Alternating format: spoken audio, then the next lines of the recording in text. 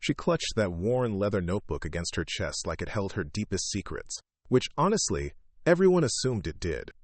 Just teenage poetry and crush confessions, right? That's what Captain Martinez thought when he snatched it from her hands during the morning briefing, waving it around like some kind of trophy while the entire intelligence unit burst into laughter. But when he flipped it open and his eyes scanned the first page, that smug grin vanished faster than smoke in a hurricane.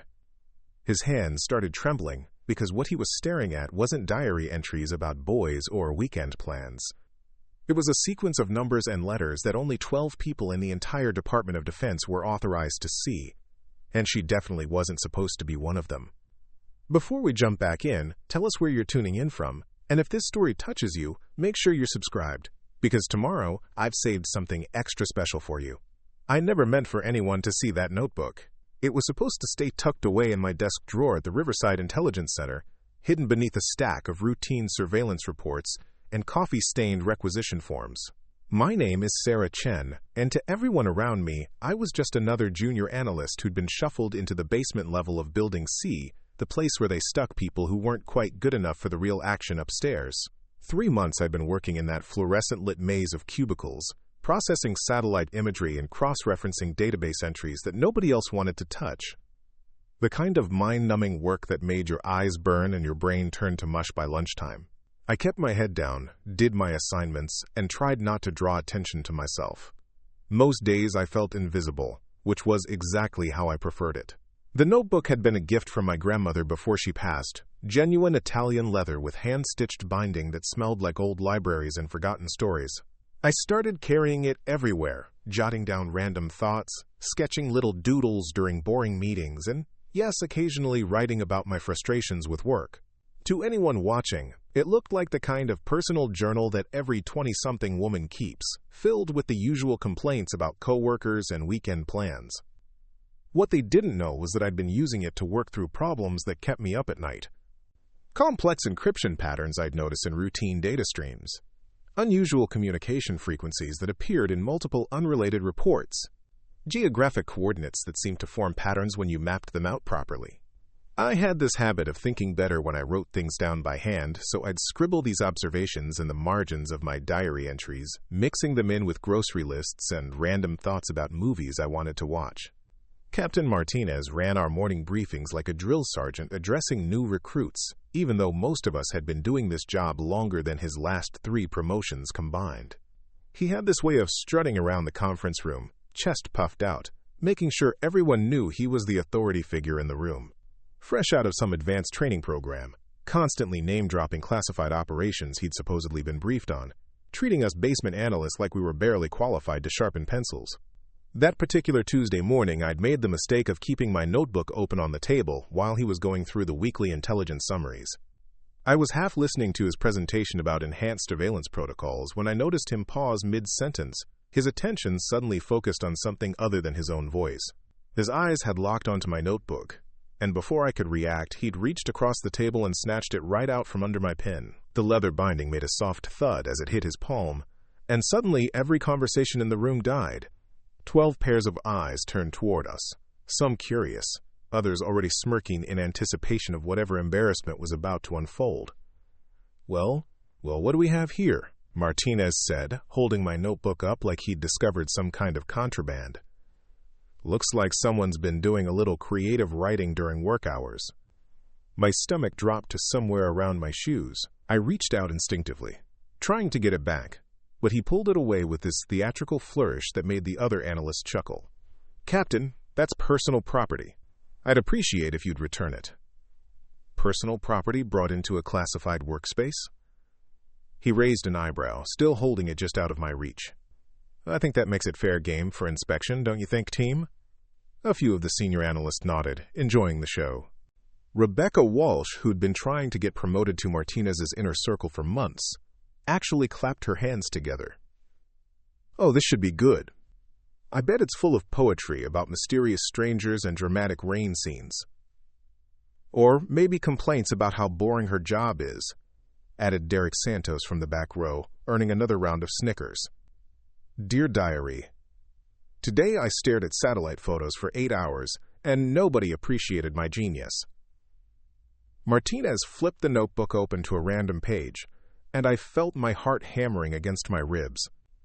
Not because I was embarrassed about personal diary entries, but because I knew exactly what he might find, mixed in with those seemingly innocent observations.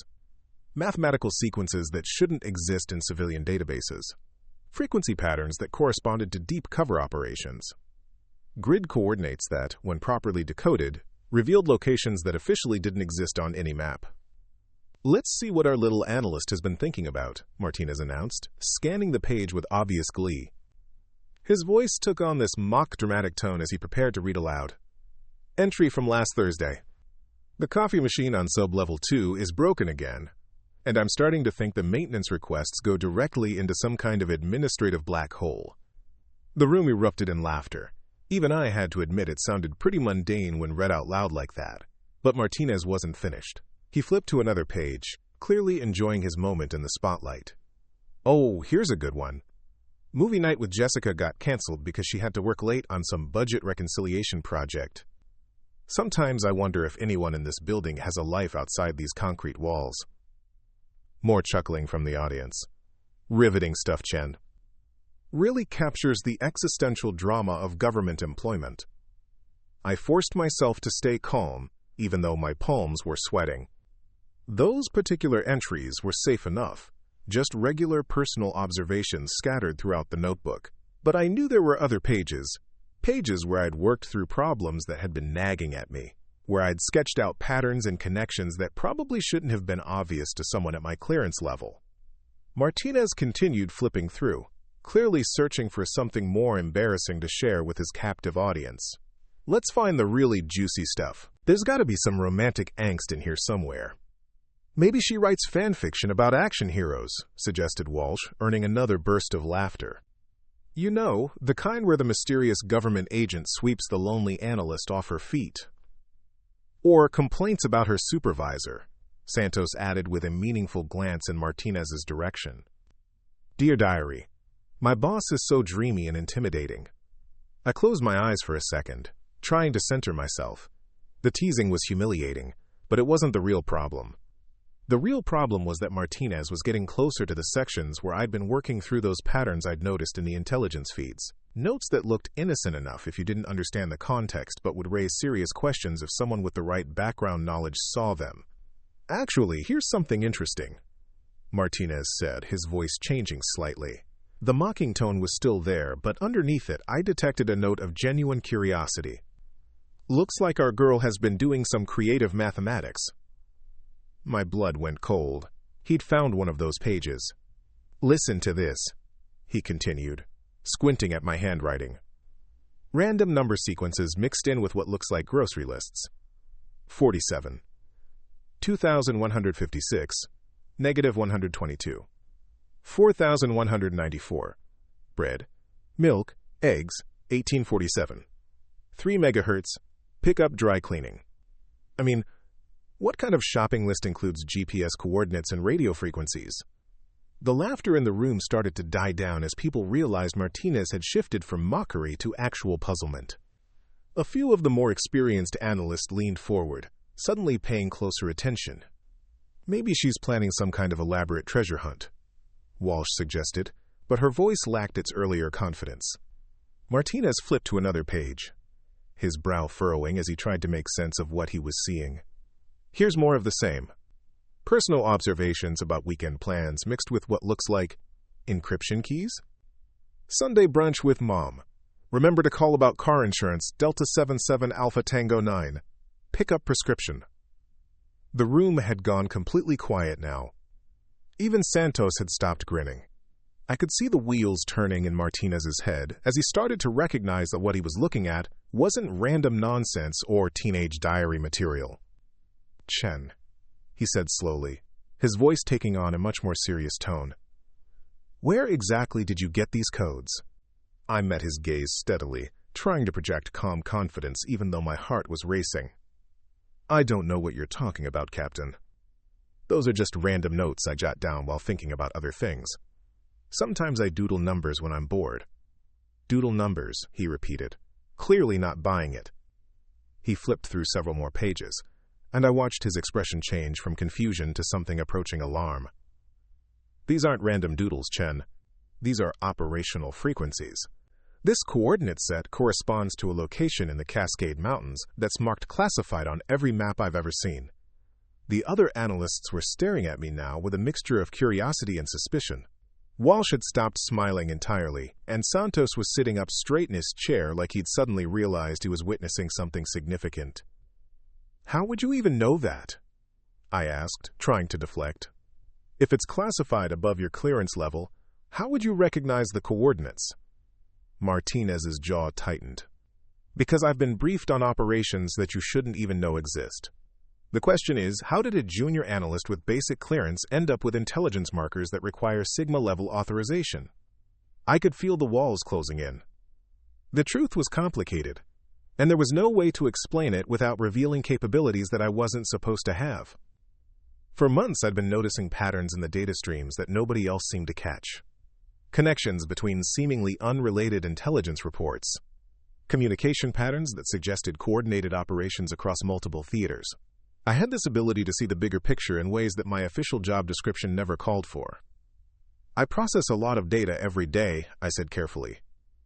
"Sometimes patterns emerge that seem significant. I make notes so I can think about them later." "Patterns," Martinez repeated, still flipping through my notebook. "Is that what you call this? Because what I'm seeing here looks less like pattern recognition, and more like you somehow gained access to intelligence summaries that are supposed to be compartmentalized at levels way above your clearance." He held up the notebook and pointed to a specific entry. "This frequency allocation corresponds to a communication protocol that was implemented 3 weeks ago for a joint operation between two agencies that officially don't cooperate with each other. The existence of that operation is known to maybe 15 people in the entire intelligence community." The room had become so quiet I could hear the humming of the ventilation system. Every face was turned toward me, waiting for an explanation that I couldn't possibly give without making things infinitely worse. "I think there's been a misunderstanding," I said, standing up slowly. "Those are just personal notes mixed in with random thoughts. If there's some resemblance to classified information, it's purely coincidental." Martinez snapped the notebook shut and held it against his chest like evidence in a criminal proceeding. "Coincidental. Right." He looked around the room at the other analysts, all of whom were watching this exchange with rapt attention. "Does anyone else find it remarkable that our basement-level data processor has been coincidentally stumbling across operational details that require security clearances she doesn't possess?" "Maybe she's more observant than we gave her credit for," suggested Dr. Patricia Hoffman, one of the senior analysts who rarely spoke during these meetings. Her voice was neutral, but I caught something in her tone that suggested she understood more about what was happening than she was letting on. "Observant," Martinez said with a bitter laugh. "That's one way to put it." He turned back to me, his expression hard. "Chen, I'm going to need you to explain exactly how you came by this information, and I'm going to need that explanation to make sense, because right now, the alternatives I'm considering involve security breaches that could land you in federal prison." I took a deep breath, knowing that whatever I said next would determine whether this situation escalated into something I couldn't control. The truth was that I'd been seeing connections in the intelligence data that nobody else seemed to notice.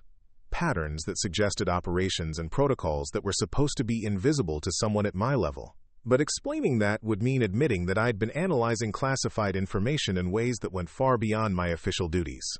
"Captain Martinez," I said finally, "I think you're reading more into my personal notes than what's actually there. If you're seeing classified information in my diary entries, maybe that says more about your own knowledge base than it does about any security breach on my part." His face flushed red. "Are you suggesting that I'm the one with the security problem here?" "I'm suggesting that if someone with your clearance level can recognize operational codes in what you initially thought were random diary entries, then maybe those codes aren't as secure as they're supposed to be." I gestured toward the notebook he was still clutching. "Every piece of information in there came from data streams that I'm officially authorized to access. If there are patterns that reveal classified operations, that sounds like a compartmentalization failure, not unauthorized access on my part." The room was dead silent. I could see Martinez processing what I'd just said, trying to figure out whether I just confessed to something or cleverly deflected blame back onto the system itself. The other analysts were looking back and forth between us like spectators at a tennis match, waiting to see who would blink first. "You're saying you derived classified operational intelligence from routine data analysis," Martinez said slowly. "I'm saying I notice patterns in the information I'm paid to analyze. If those patterns reveal things they're not supposed to reveal, that sounds like a problem with operational security, not with my note-taking habits." Dr. Hoffman cleared her throat softly. "Actually, Captain, she might have a point there. If routine intelligence feeds contain enough pattern correlation to allow a junior analyst to reconstruct classified operational details, that represents a significant compartmentalization failure." Martinez whipped around to face her. "Are you taking her side in this?" "I'm taking the side of logical analysis," Hoffman replied calmly.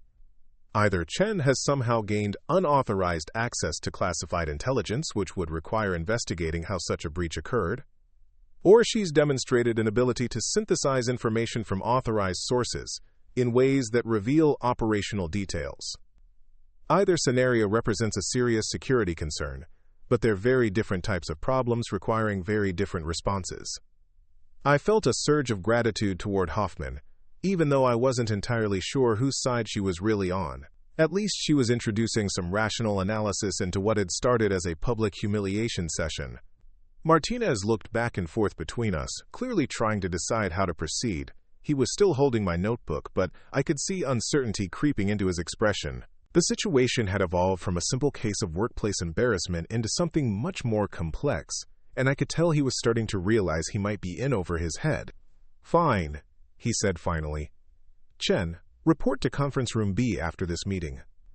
We're going to go through this notebook, page by page, and you're going to explain every single entry that even remotely resembles classified information." "I'll need Dr. Hoffman to sit in on that review," I said. "If we're going to be discussing potential security issues, I want someone with appropriate expertise to verify that my explanations are technically sound." Martinez's eyes narrowed. "You don't get to make demands about who participates in your security review." "Actually, she does," Hoffman interjected quietly. "If this is being treated as a formal security inquiry, she has the right to request that a senior analyst be present to verify the technical aspects of any discussion. It's standard protocol."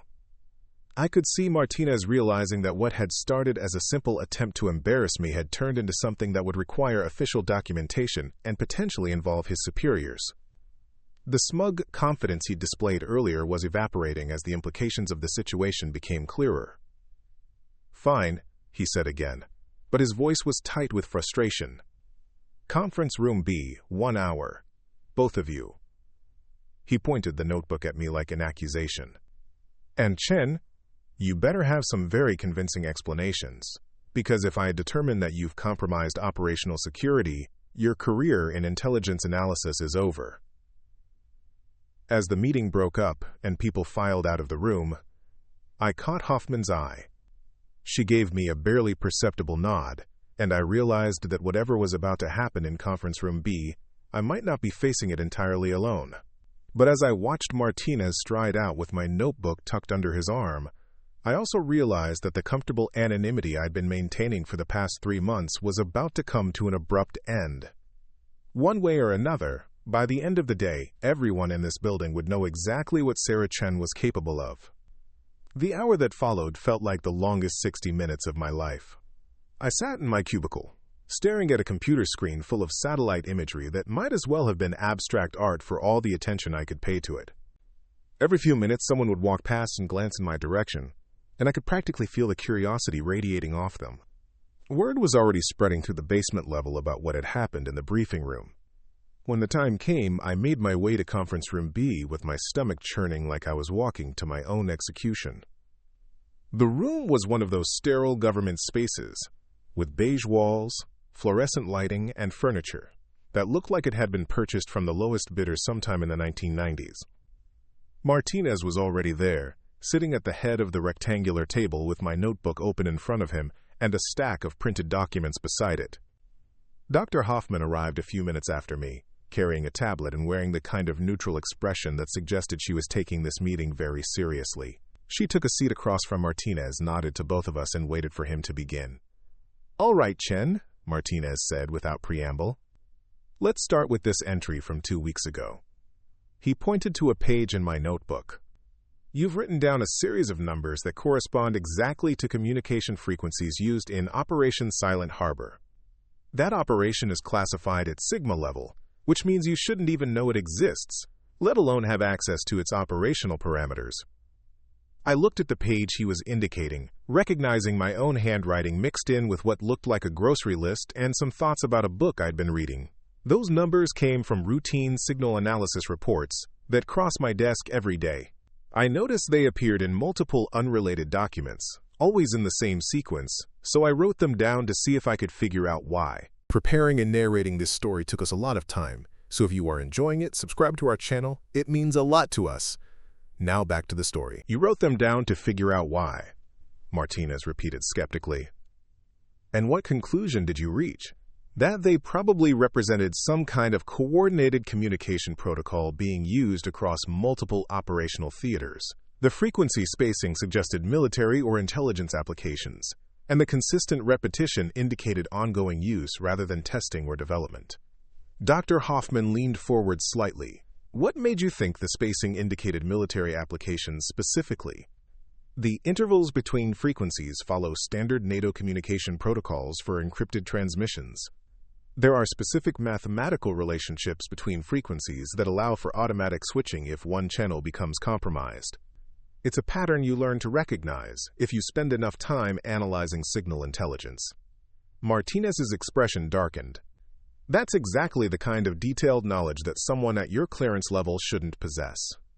"Actually," Hoffman interjected, "that information is covered in the basic signal analysis training that all junior analysts receive. The ability to recognize NATO protocol patterns is considered a fundamental skill for anyone working in electronic intelligence." She looked at Martinez directly. "It's included in the same training program you completed when you first joined the intelligence community." I could see Martinez bristling at the implication that he should have known this, but Hoffman continued before he could respond. "The more relevant question is whether Chen's pattern recognition led her to derive information that goes beyond what's contained in the routine reports she's authorized to access." Martinez flipped to another page in my notebook. "What about this entry? You've written down grid coordinates that correspond to a classified facility in Montana. That location doesn't appear in any of the standard intelligence feeds." I thought back to the day I'd made those notes. The coordinates came from cross-referencing 3 different satellite imagery reports.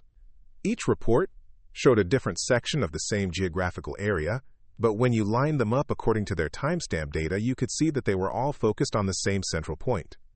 I calculated what that central point would be based on the coverage patterns. "So you derived the location of a classified facility by analyzing routine satellite reports," Martinez said. "I derived the coordinates of whatever location was generating enough intelligence interest to warrant repeated surveillance from multiple angles over a period of several weeks. Whether that location is classified or not isn't something I would know from the data I analyzed."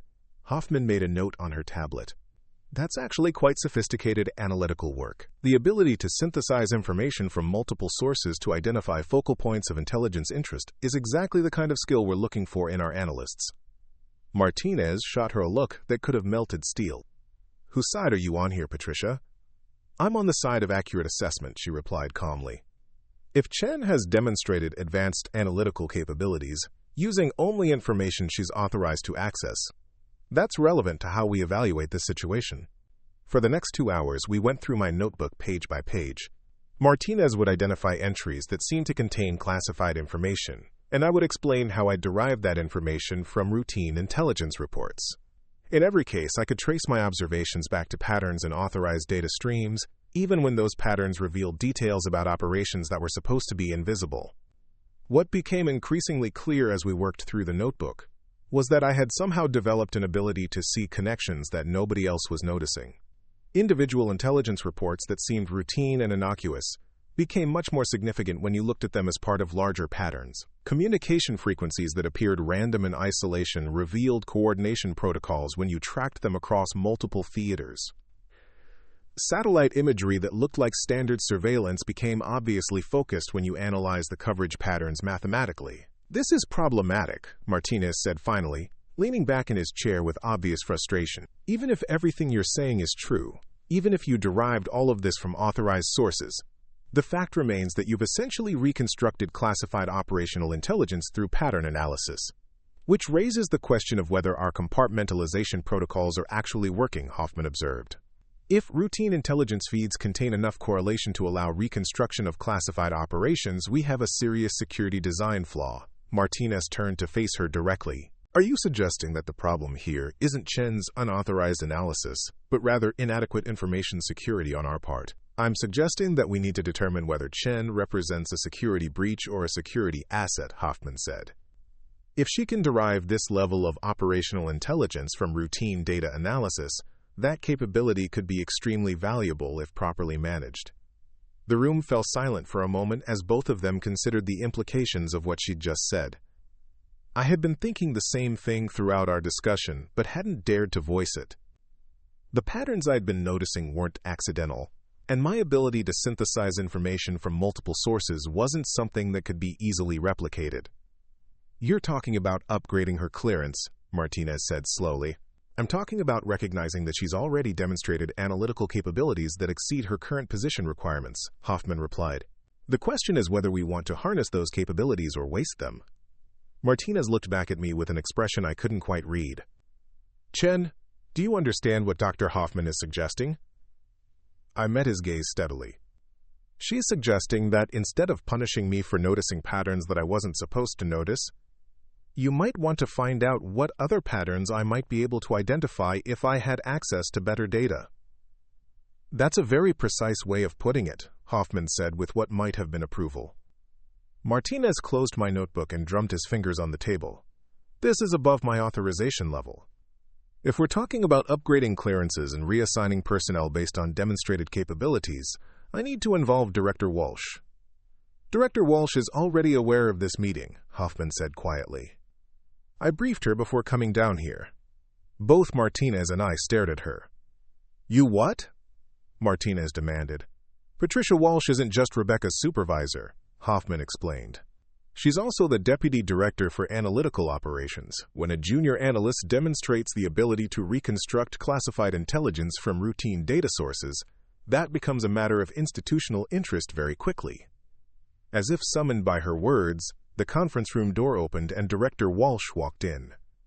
She was a woman in her 50s with silver hair and the kind of calm, authoritative presence that immediately commanded attention. I had seen her around the building but had never spoken to her directly.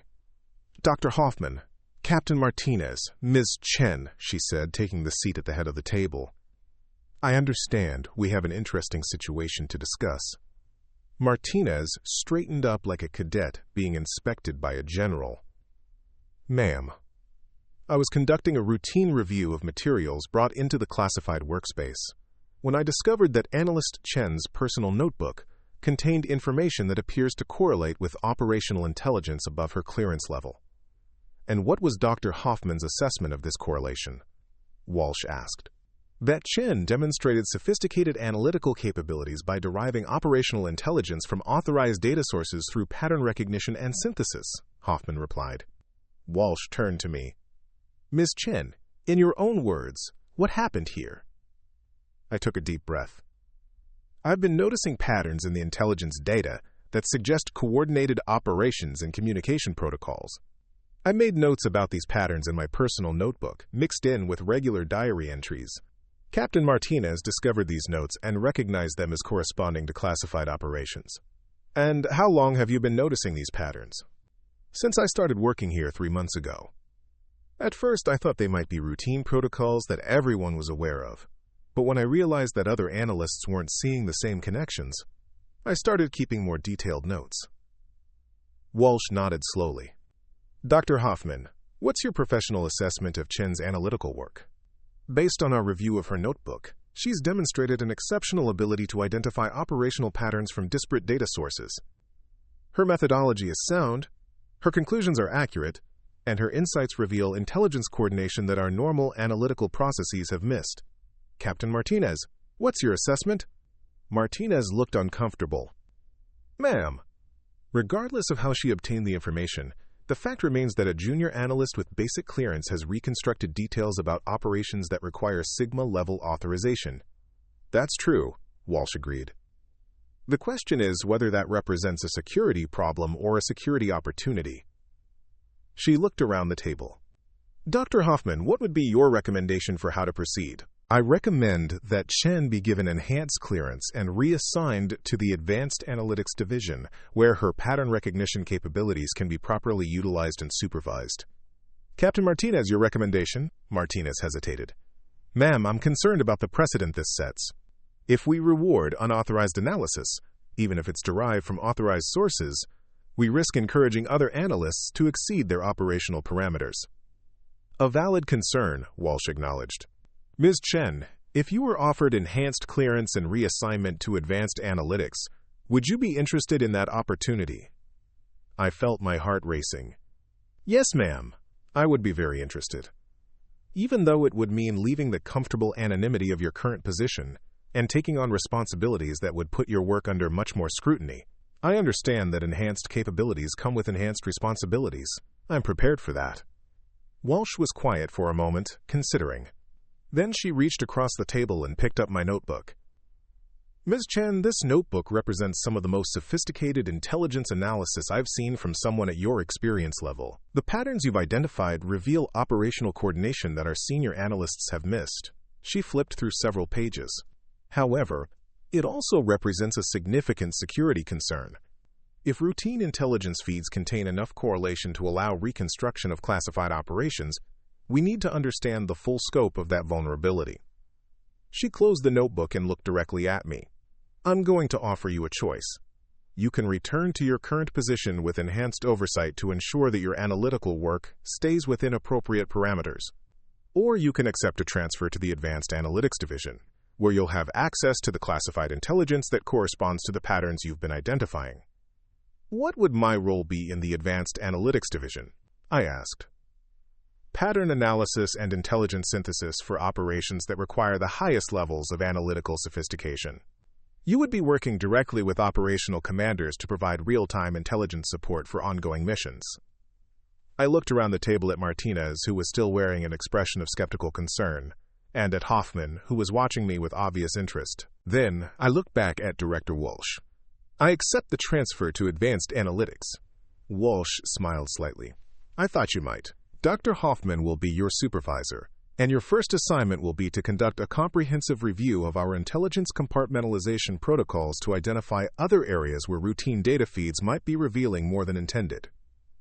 Martinez looked like he wanted to object, but Walsh continued before he could speak. Captain Martinez, I want you to work with Chen and Dr. Hoffman on that compartmentalization review. Your concerns about unauthorized analysis are valid, and I want you to help develop protocols that prevent less skilled analysts from stumbling across classified information while still allowing our best people to do their jobs effectively. As we filed out of the conference room, I felt like I was walking into a completely different life than the one I'd woken up to that morning. The notebook that had started as a simple way to organize my thoughts had become the key to opportunities I hadn't even known existed. Dr. Hoffman fell into step beside me as we walked back toward the elevator. You realize this is just the beginning, don't you? She said quietly. The patterns you've been identifying in routine intelligence feeds are probably just the tip of the iceberg. With proper clearance and access to the full data streams, you'll be able to see connections that none of us have even imagined. I thought about that as the elevator carried us up from the basement level toward the upper floors where the real intelligence work happened. 3 months ago, I had been invisible, processing routine data in a fluorescent-lit cubicle that nobody ever visited. Now I was being offered the chance to work on operations that would put my analytical capabilities to the test in ways I could barely comprehend. The notebook tucked under my arm felt different now, not like a collection of random observations, but like evidence of abilities I was only beginning to understand. As the elevator doors opened onto a floor I had never seen before, I realized that Captain Martinez had been right about one thing. By the end of this day, my career in intelligence analysis would never be the same. But instead of ending, it was just beginning.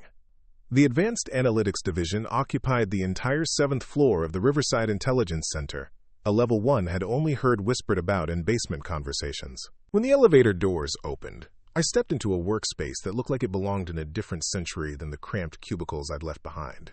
Floor-to-ceiling windows offered panoramic views of the surrounding valley, while state-of-the-art workstations equipped with multiple monitors created islands of technological sophistication throughout the open floor plan.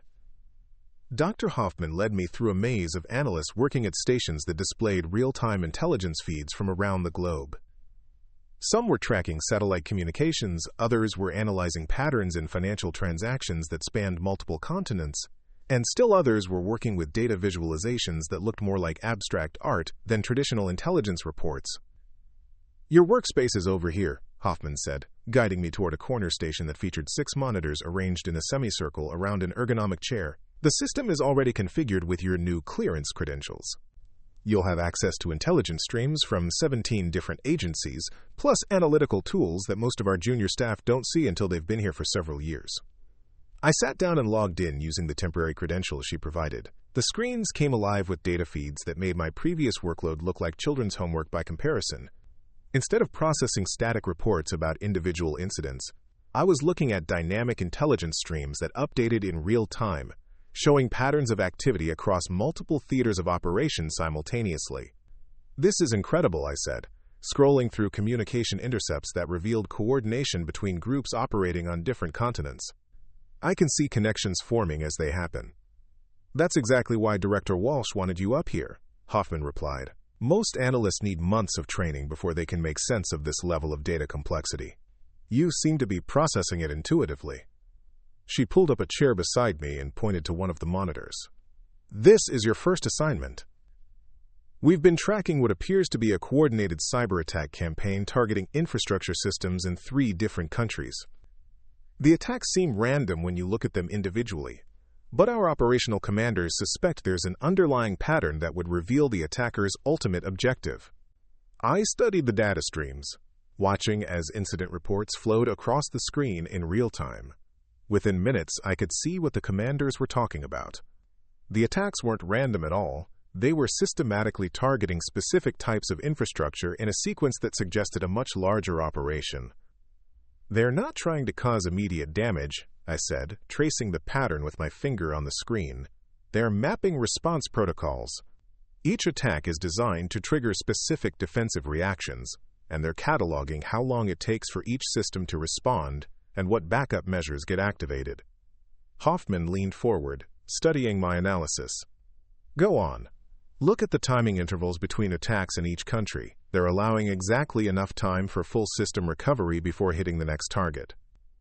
That means they're not interested in sustained disruption. They're conducting reconnaissance for a future operation that will require detailed knowledge of defensive capabilities." I pulled up a separate screen and started mapping the attack systems geographically. And the targets aren't distributed randomly across each country. They're concentrated around major transportation hubs and communication centers. If someone wanted to isolate specific regions during a larger operation, these would be exactly the systems you'd need to understand first. Within an hour, I had constructed a comprehensive analysis showing how the seemingly random cyber attacks were actually a sophisticated intelligence-gathering operation, preparing for coordinated strikes against transportation and communication infrastructure in all 3 target countries. "This is remarkable work," Hoffman said, reviewing my analysis. "You've identified strategic intent that our best cyber warfare analysts missed completely." She picked up her secure phone and made a call. "Director Walsh? Chen has completed her initial analysis of the infrastructure attack pattern. You're going to want to see this immediately." 20 minutes later, Director Walsh arrived with 2 other officials I didn't recognize. One was a man in his 60s wearing a military uniform with enough ribbons to suggest extensive combat experience. The other was a woman about Walsh's age in civilian clothes, who carried herself with the kind of understated authority that suggested very high-level government service. "Ms. Chen," Walsh said, "I'd like you to present your analysis to General Morrison from Cyber Command and Deputy Director Harrison from the National Security Council." I walked them through my findings, explaining how the apparent cyber attacks were actually reconnaissance operations designed to map defensive capabilities in preparation for coordinated infrastructure strikes. Both officials asked detailed questions about my methodology and seemed impressed by the comprehensiveness of my analysis. "How confident are you in this assessment?" General Morrison asked.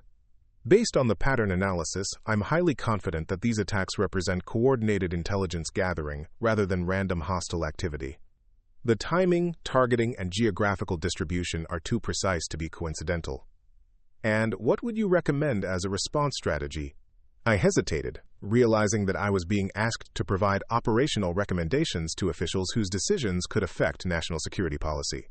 I would recommend treating this as preparation for a larger operation and focusing defensive efforts on protecting the systems that haven't been probed yet.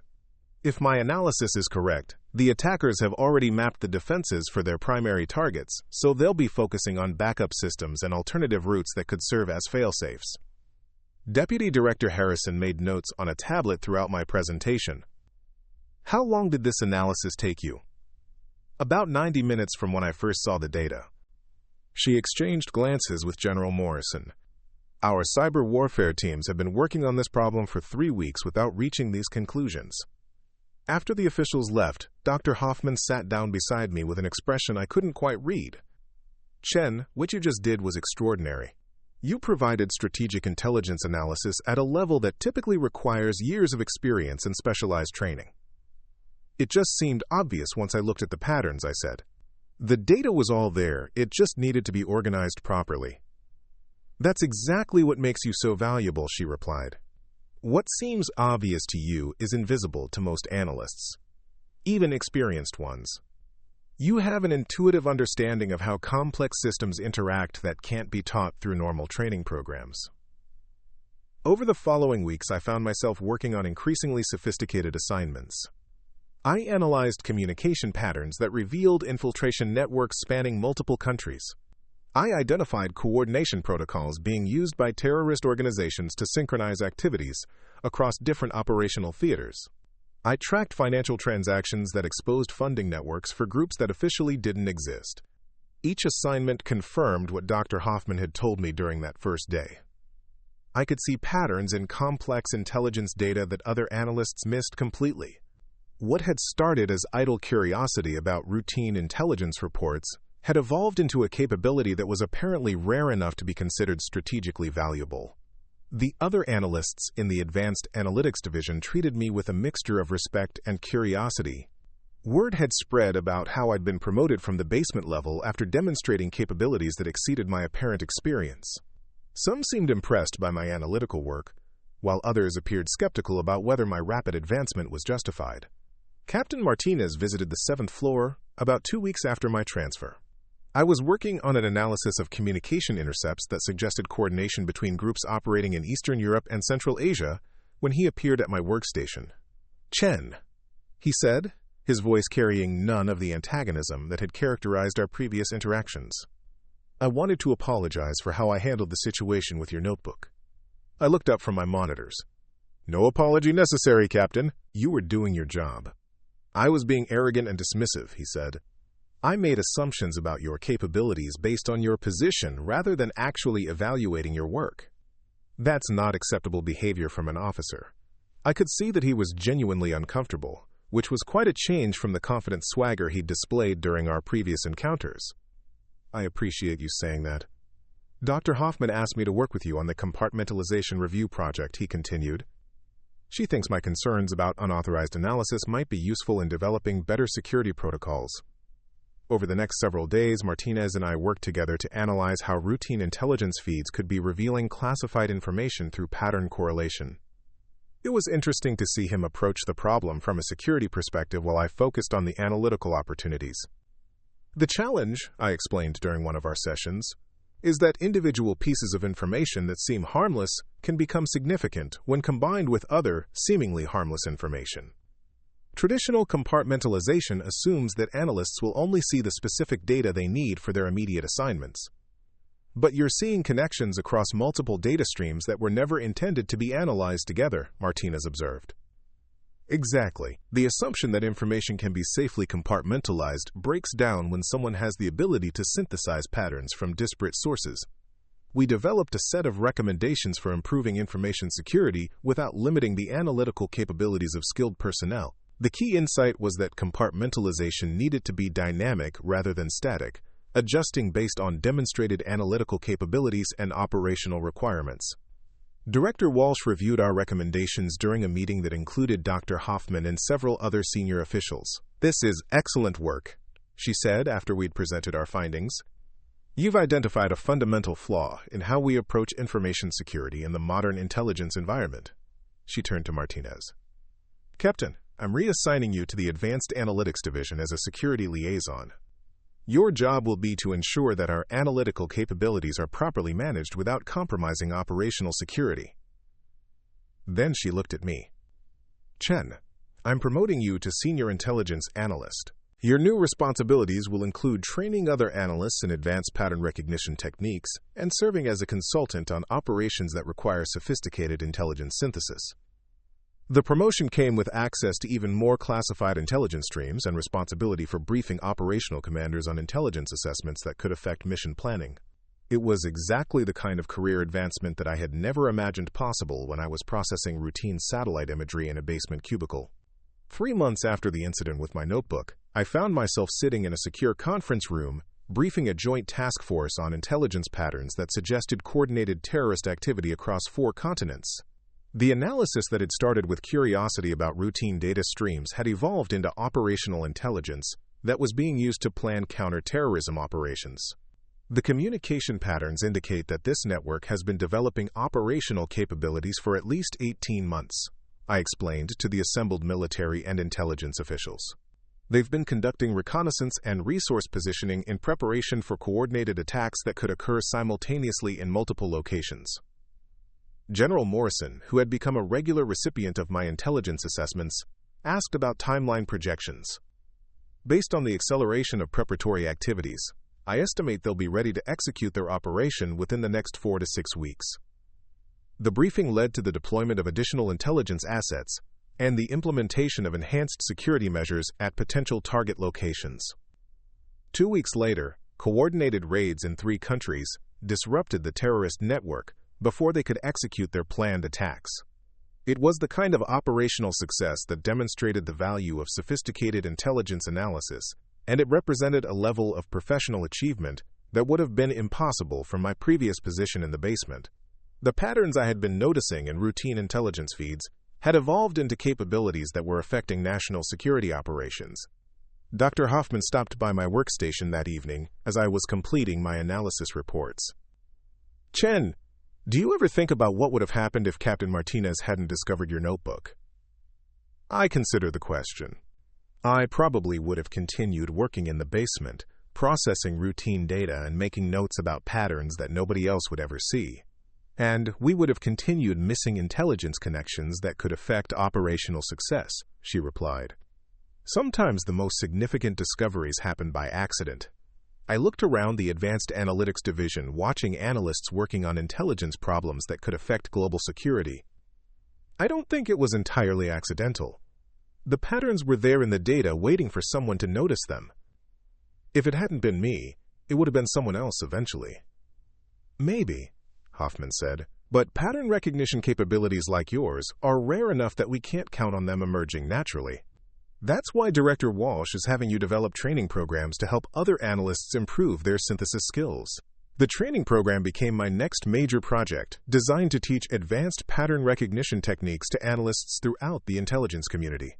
It was challenging work that required me to understand not just how to identify patterns, but how to teach others to see connections that weren't immediately obvious.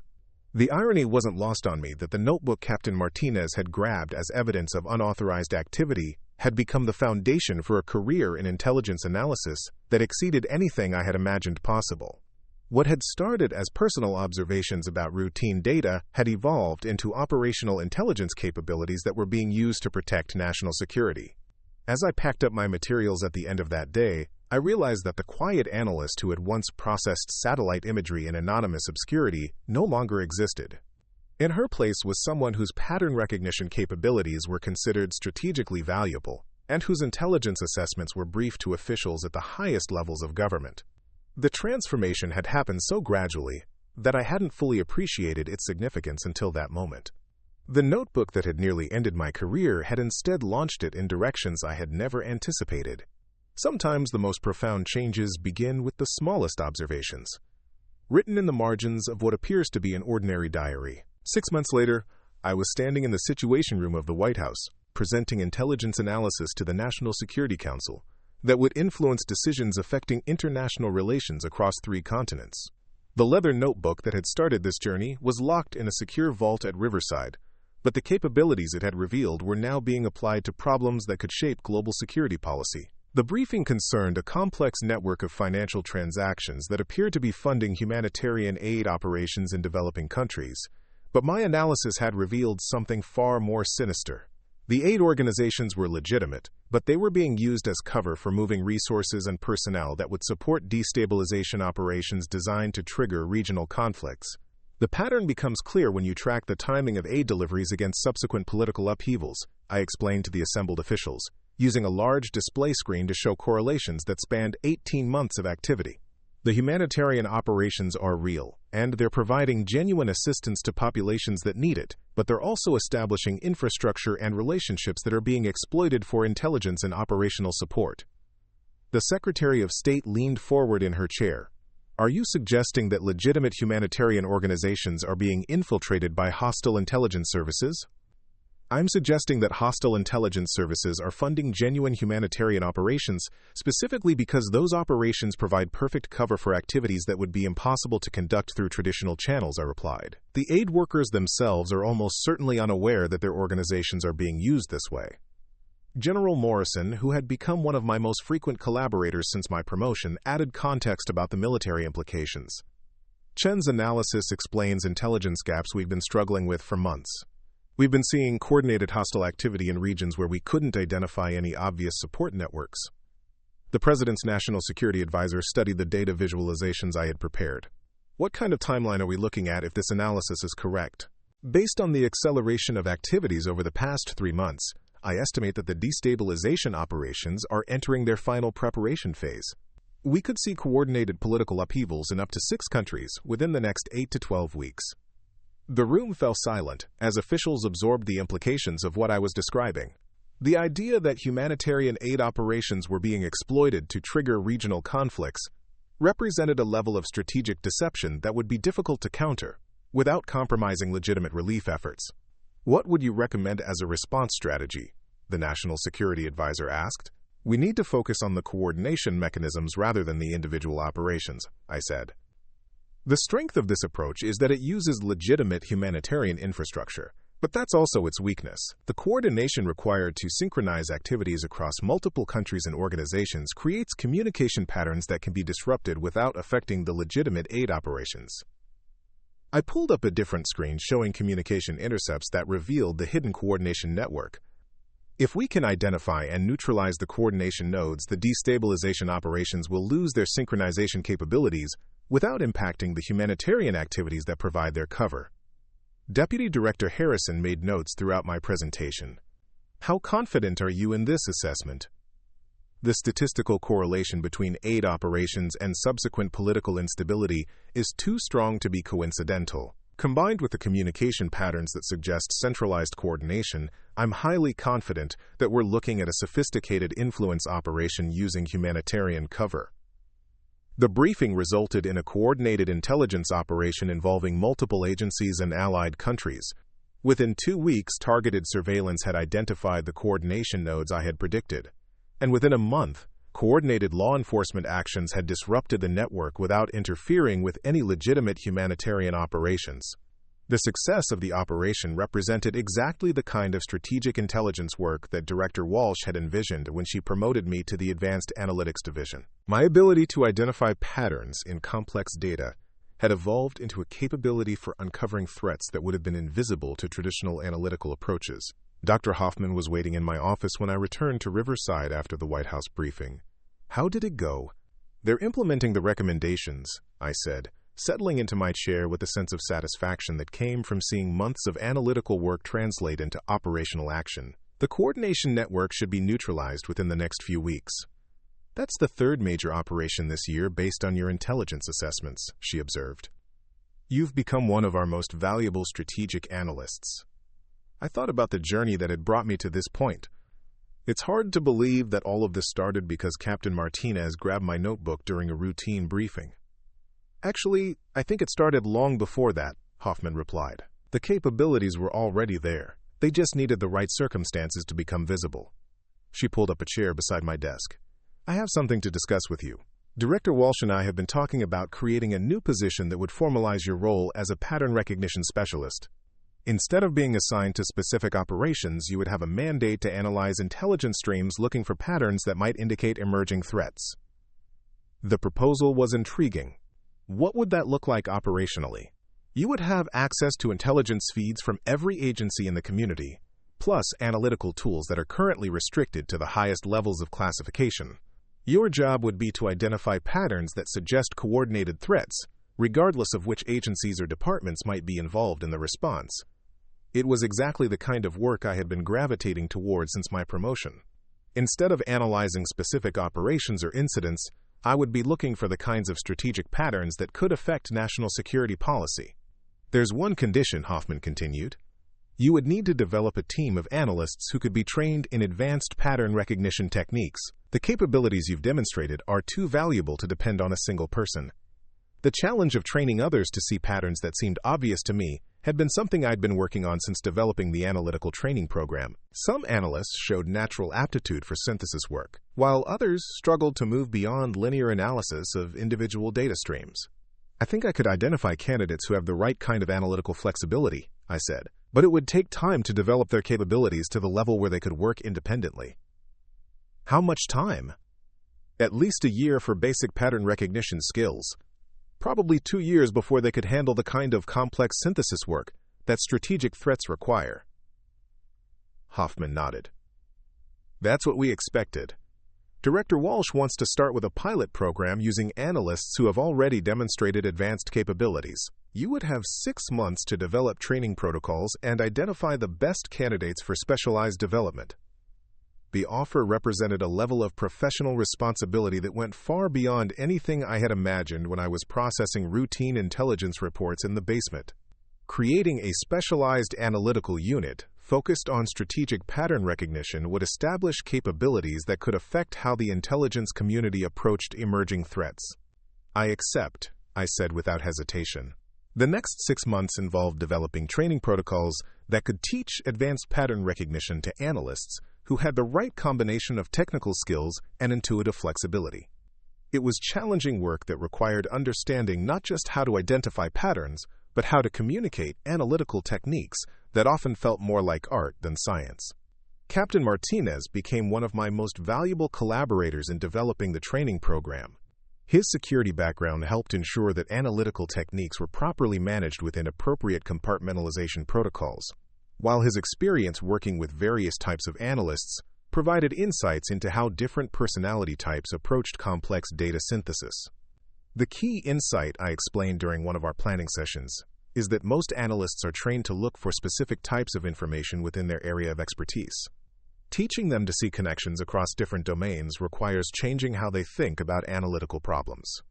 You're talking about teaching them to think like you do, Martinez observed. I'm talking about teaching them to recognize that individual pieces of information can have significance that only becomes apparent when you see them as part of larger patterns. That's a learnable skill, but it requires practice with increasingly complex scenarios. The pilot program started with 12 analysts selected from different agencies based on demonstrated analytical excellence and psychological profiles that suggested flexibility in problem-solving approaches. The first phase involved exposing them to historical intelligence scenarios, where they could practice identifying patterns without the pressure of real-time operational requirements. Within 3 months, it became clear that some participants had natural aptitudes for pattern recognition, while others struggled with the conceptual shift required for effective synthesis work. The successful candidates showed an ability to hold multiple variables in their minds simultaneously, while looking for correlations that weren't immediately obvious. It's like learning to see optical illusions, explained one of the participants during a training session. Once you know what to look for, the patterns become obvious. But getting to that point requires changing how you process visual information. That analogy became central to how we explained pattern recognition training to new participants. Just as optical illusions require viewers to shift their perceptual approach, intelligence synthesis requires analysts to shift their analytical approach from linear processing to multidimensional pattern recognition. The success of the pilot program led to formal establishment of the Strategic Pattern Analysis Unit, with me as the founding director, and a mandate to develop capabilities that could identify emerging threats regardless of their source or methodology. It was exactly the kind of work that utilized the abilities I had discovered, through months of making notes in a leather notebook, that nobody was supposed to see. Dr. Hoffman was promoted to Associate Director for Advanced Analytics, with responsibility for overseeing multiple specialized units that focused on different aspects of complex intelligence synthesis. Director Walsh received a commendation from the Director of National Intelligence for developing analytical capabilities that had contributed to successful operations in multiple theaters. Even Captain Martinez benefited from the changes that had started with his discovery of my notebook. His work on security protocols for advanced analytical units led to a promotion and assignment to a position where he was responsible for developing compartmentalization procedures for intelligence operations that required synthesis of classified information from multiple sources. The Strategic Pattern Analysis Unit grew from an experimental pilot program to a permanent capability that was consulted on threats ranging from terrorist networks to state-sponsored influence operations. The techniques I had developed for identifying patterns in routine intelligence feeds became standardized training protocols that were used throughout the intelligence community. 2 years after that morning, when Captain Martinez had grabbed my notebook during a routine briefing, I was testifying before a closed session of the Senate Intelligence Committee about analytical capabilities that had prevented 3 major terrorist attacks and identified 2 sophisticated influence operations that could have affected international relations in multiple regions. The key to strategic pattern recognition, I explained to the senators, is understanding that threats often reveal themselves through activities that seem routine when viewed individually but become significant when analyzed as part of coordinated patterns. Traditional analytical approaches focus on identifying specific threats within predefined categories, but emerging threats often transcend those categories in ways that make them invisible to conventional analysis. The committee chairman asked about the scalability of pattern recognition training. Can these capabilities be developed broadly throughout the intelligence community, or do they require specialized personnel? Both, I replied. Basic pattern recognition skills can be taught to most analysts who have strong technical backgrounds and analytical flexibility. But strategic-level synthesis work requires a combination of natural aptitude and extensive training that limits the number of people who can develop advanced capabilities. What's your assessment of current analytical gaps that could benefit from expanded pattern recognition capabilities? We're particularly vulnerable to threats that operate across traditional organizational boundaries. Criminal networks that use legitimate business infrastructure, influence operations that exploit social media platforms, terrorist groups that coordinate through humanitarian organizations. These threats are difficult to identify using traditional analytical approaches because they don't fit neatly into any single category of concern. The testimony led to increased funding for analytical training programs and authorization for expanding the Strategic Pattern Analysis Unit to include specialists from multiple agencies. What had started as a personal curiosity about patterns and routine intelligence data had evolved into institutional capabilities that were considered essential for national security. The leather notebook that had initiated this transformation was eventually returned to me as part of a formal recognition ceremony. Director Walsh presented it during a meeting that included officials from multiple agencies who had benefited from analytical capabilities that could be traced back to observations I had made while processing satellite imagery in a basement cubicle. This notebook represents one of the most significant analytical discoveries in recent intelligence history, Walsh said during the ceremony. Not because of any single piece of information it contained, but because it demonstrated capabilities that we didn't know existed and couldn't have developed through conventional training programs. I accepted the notebook with a mixture of gratitude and amazement at how dramatically my life had changed since that morning when Captain Martinez had assumed it contained nothing more than personal diary entries and grocery lists. The observations I had made about routine intelligence patterns had become the foundation for analytical capabilities that were protecting national security interests around the world. As I walked back to my office in the Strategic Pattern Analysis Unit, I realized that the transformation had been as much about institutional learning as personal development. The intelligence community had discovered that routine information could reveal strategic threats when analyzed by someone with the right combination of technical skills and intuitive pattern recognition capabilities. The notebook itself had become less important than the analytical approaches it had revealed. Training programs based on techniques I had developed were being used to educate analysts throughout the intelligence community. Operations that had started with patterns I identified were protecting civilian populations and preventing international conflicts. But the most significant change was cultural. The intelligence community had learned to value analytical capabilities that didn't fit traditional career development models. Instead of assuming that expertise required years of specialized training in specific domains, there was now recognition that some of the most valuable insights could come from analysts who approached problems with fresh perspectives and unconventional analytical techniques. The young woman who had once felt invisible while processing routine intelligence reports in a basement cubicle had become someone whose analytical assessments were briefed to officials at the highest levels of government. The patterns that had seemed obvious to me, but invisible to others, had become the foundation for capabilities that were reshaping how the intelligence community approached emerging threats. Sometimes, the most profound discoveries begin with simple curiosity about information that everyone else takes for granted. A leather notebook filled with observations that seemed routine became the key to unlocking analytical capabilities that no one knew existed. The assumptions people make about what's important and what's worth noticing can blind them to insights that could change everything. Captain Martinez had been right about one thing during that confrontation in Conference Room B. By the end of that day, my career in intelligence analysis would never be the same. But instead of ending in disgrace, it had launched in directions that exceeded anything I could have imagined when I first started making notes about patterns that nobody else seemed to notice. Up next, you've got 2 more standout stories right on your screen. If this one hit the mark, you won't want to pass these up. Just click and check them out.